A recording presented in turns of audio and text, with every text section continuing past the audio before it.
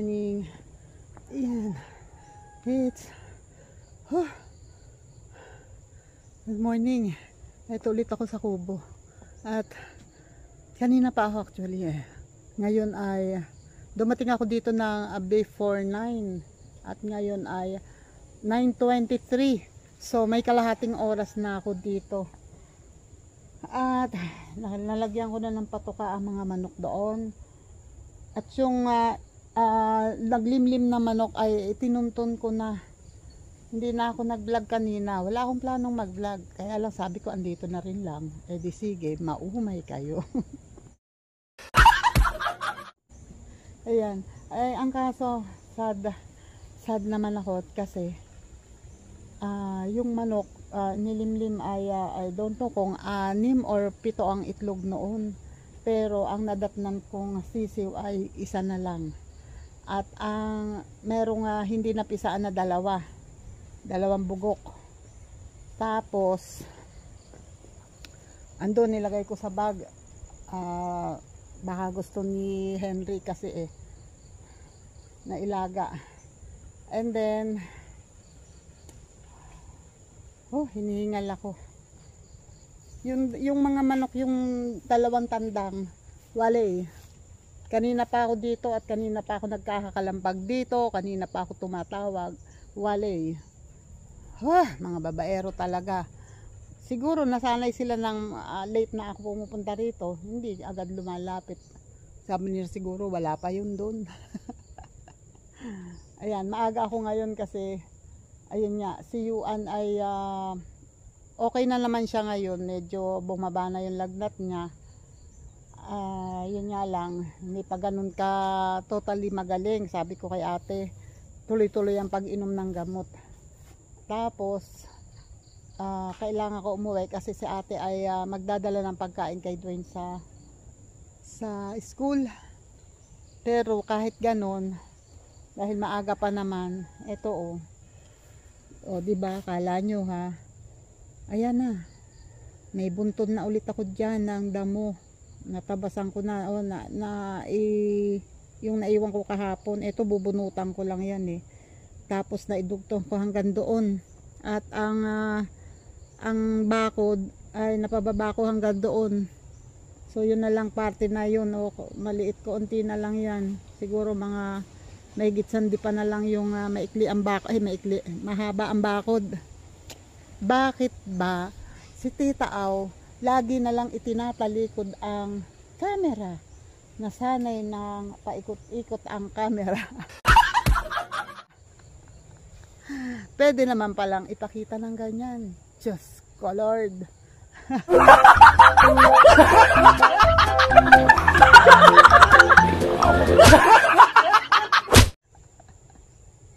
Yan. Ayan ang aking natabas. Di ba? Inulit.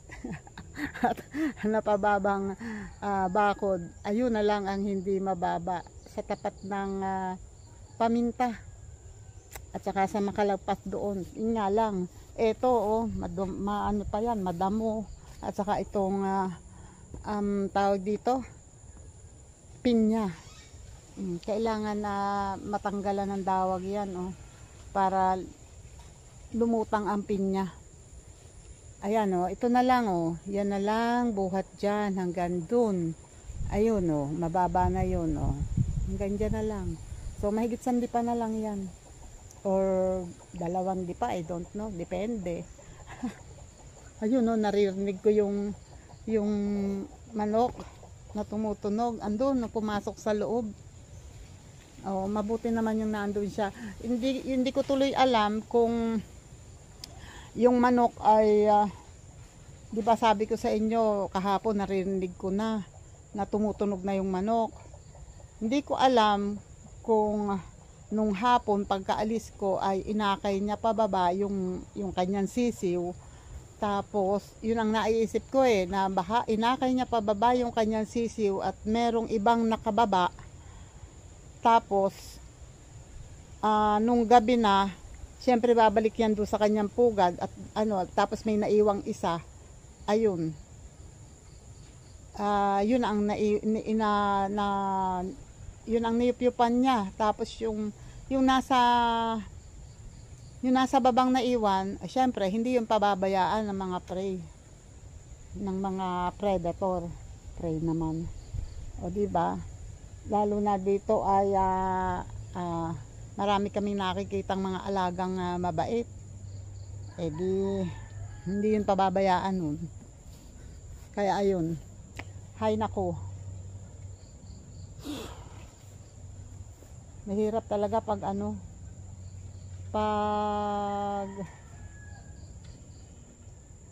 pag wala laging tao dito sa kubo. Yun namang mga manok dito sa kulungan, yun as usual, ganun pa rin, parang walang nangyari. Nagkakalikot yung manok. Eh pag iitlog naman pala, tinuto ka naman ang hinilaparot na ito. Paano ka dadami? Hay nako. Hindi ko alam kung ano magiging desisyon ni tatay dyan. Kung sa akin yan, papakawalan ko eh. Baka sakaling mas dadami pa sila.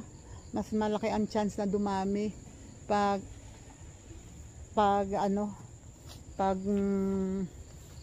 nasa labas sila.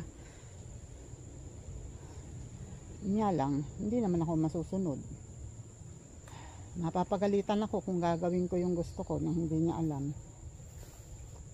Kaya ako naman nagpapahinga lang. Hindi ako pwedeng mag-live ngayon dahil kailangan kong umuwi. Hinihintay-hintay ko lang yung 2 tandang na umuwi. Baka sakaling uuwi para mapatuka ko muna. Wait lang. Yan.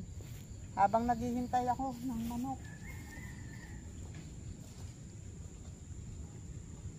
Maaga pa naman eh. So, tuloy-tuloy ko lang muna to.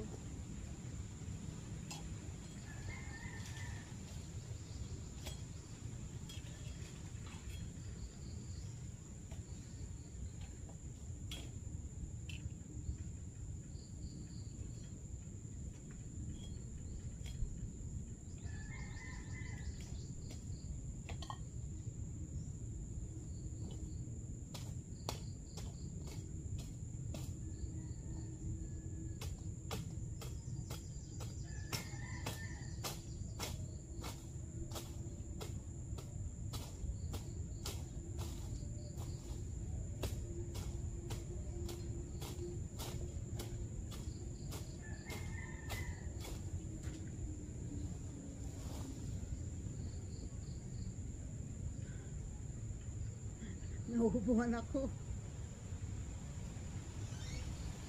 Ito yung tabas ko na to said. Sinasaid ko na yung puno.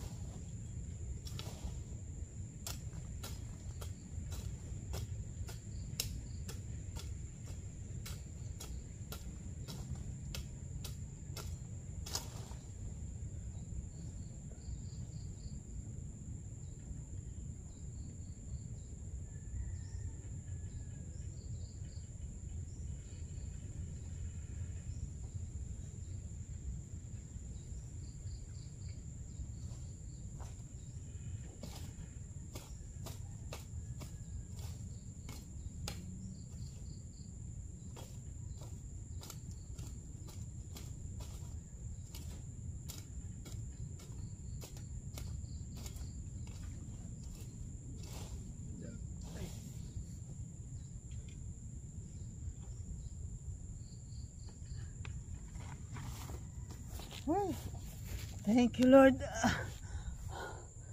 Sarap magpapawis sa umaga, oh. Nakakapagod pero masarap sa pakiramdam pag pinawisan ka sa umaga. Yun nga lang. Sarap pa sanang magtrabaho, kaya lang kailangan ko talagang umuwi eh.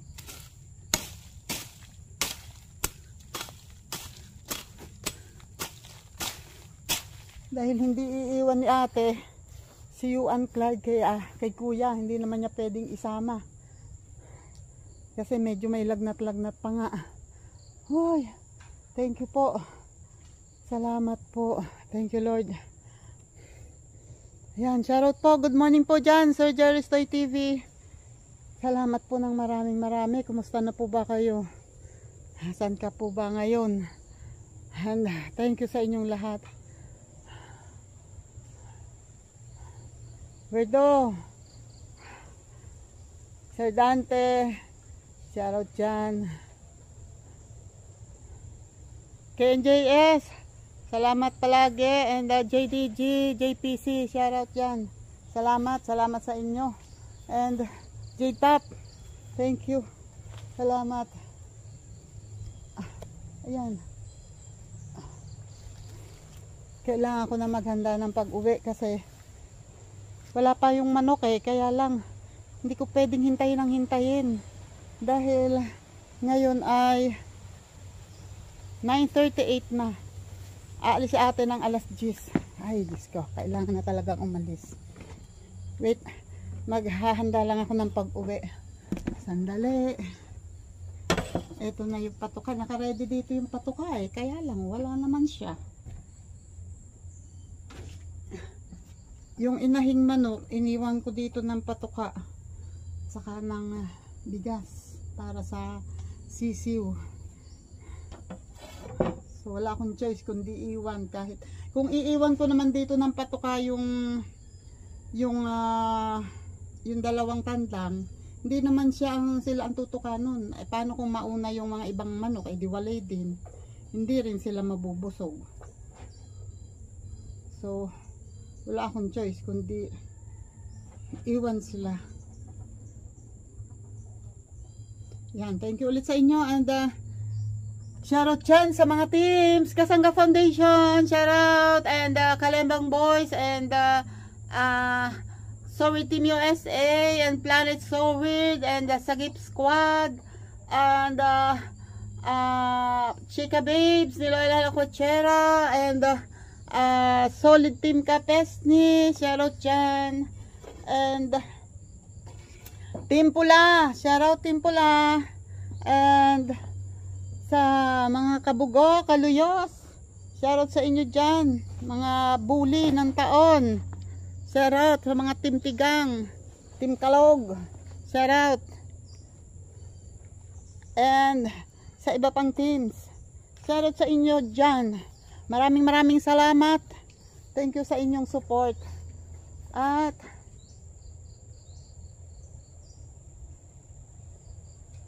wala talaga. Wala. Basta maraming salamat sa inyo. Rose Maranan, thank you. Angelian, thank you. And sa iba pa. Hindi na ako makakadami ng shoutout at ako'y maglalakad muna. At kailangan ko makauwi sa amin bago mag alas 10. Tabay muna sandali. Sandali lang to. Naalala ko pala, uuwi ako, wala kaming gulay ni kuya. Sandali lang to. Siguro wala pang 5 minutes. Mangunguha lang ako ng talbos ng kamote.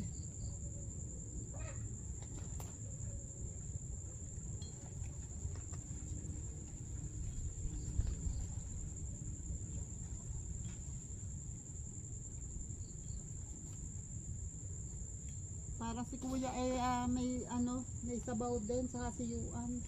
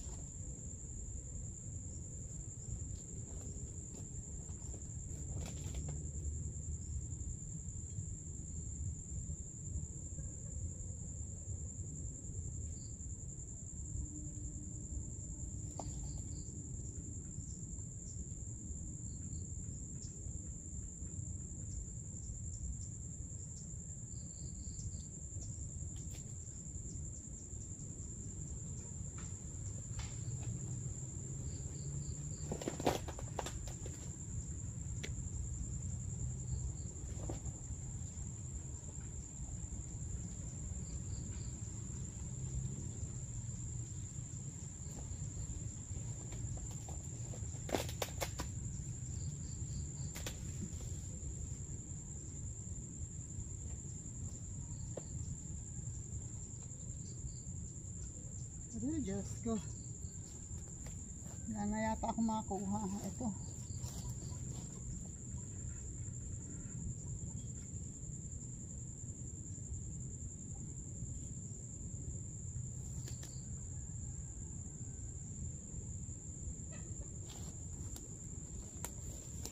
Okay na siguro to. Oh. Sabaw na namin ni kuya to eh. Saka ni Yuan. Kung magsasabaw si Yuan. Kasi may pagkapihikan yung batang yun eh. Ewan ko lang kung kakain siya ng may sabaw nito. Okay. Sabaw na namin ni kuya to. O diba? E di may ulam na kami. Hindi problema sa amin ni kuya ang ulam. Kasi si kuya ay katulad ko rin na hindi pihikan sa ulam. Meron pa sana doon kaya lang oras na eh. Kailangan ko nang umuwi talaga. Yan, di ko na nilagay sa plastic. Okay, let's go. Ayan. Salamat. Hindi ko na ibuhol itong aking sombrero. Yan, thank you sa inyo. Ako po'y talagang uuwi na. At baka si ate ay nag-aalala na yun na maiiwan yung dalawa. Yan, maraming salamat ulit talaga sa inyo. Thank you dyan. Filipina Carpenter sa USA. Shoutout dyan. And kay Edita Bisaya Life in America. Shoutout. Shoutout dyan kay Mr. Rams. Shoutout dyan. Salamat sa pagbisita. And sa iba pa sa iba pang kay Mr. Ziggy Boy. Thank you. Salamat sa pagbisita. And kay Ma'am Josephine Alfred Urbano. Ma'am Josephine, thank you po sa pagbisita sa live ko.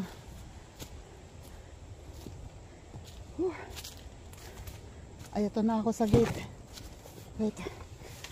Tatawid. Yumuko. Okay. Yan tatapusin ko na po dito aking vlog.